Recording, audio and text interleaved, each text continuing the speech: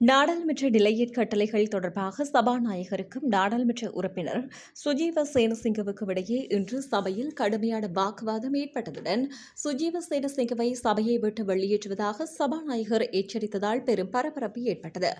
நாடாளுமன்ற உறுப்பினர் ரவி கருணாநாயக்க பிரதமரிடம் துணைக்கேள்வி எழுப்ப முற்பட்ட போதே இந்த மோதல் வெடித்தது.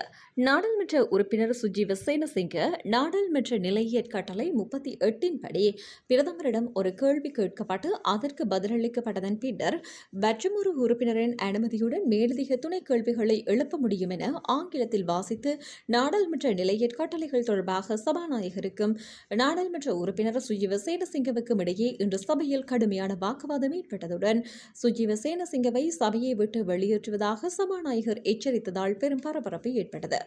நாடாளுமன்ற உறுப்பினர் ரவி கருணாநாயக்க பிரதமரிடம் துணை கேள்வி எழுப்ப முற்பட்ட போது இந்த மோதல் வெடித்தது.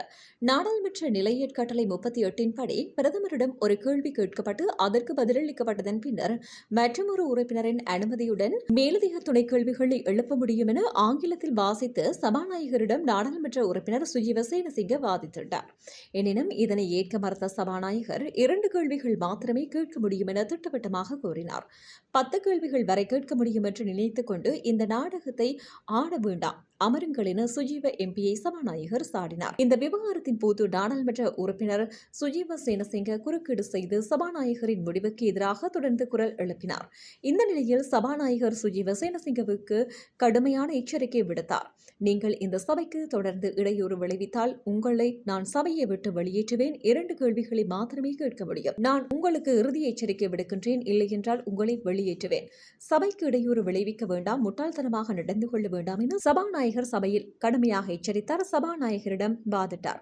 எனினும் இதனை ஏற்க மறுத்த சபாநாயகர் 2 கேள்விகளை மாத்திரமே கேட்க முடியும் என திட்டவட்டமாக கூறினார். 10 கேள்விகள் வரை கேட்க முடியும் என்று நினைத்துக் கொண்டு இந்த நாடகத்தை ஆட வேண்டாம், அமருங்கள் என சுஜீவ எம்பியை சபாநாயகர் சாடினார். இந்த விவகாரத்தின் போது நாடாளுமன்ற உறுப்பினர் சுஜீவ சேனசிங்க குறுக்கீடு செய்து சபாநாயகரின் முடிவுக்கு எதிராக தொடர்ந்து குரல் எழுப்பினார். இப்படி இருக்கும் நிலையில் சபாநாயகர் சுஜீவ சேனசிங்கவுக்கு கடுமையான எச்சரிக்கை விடுத்தார். நீங்கள் இந்த சபைக்கு தொடர்ந்து இடையூறு விளைவித்தால் உங்களை நான் சபையை விட்டு வெளியேற்றுவேன். 2 கேள்விகளை மட்டுமே கேட்க முடியும். நான் உங்களுக்கு இறுதி எச்சரிக்கையை விடுக்கின்றேன். இல்லையென்றால் உங்களை வெளியேற்றுவேன்.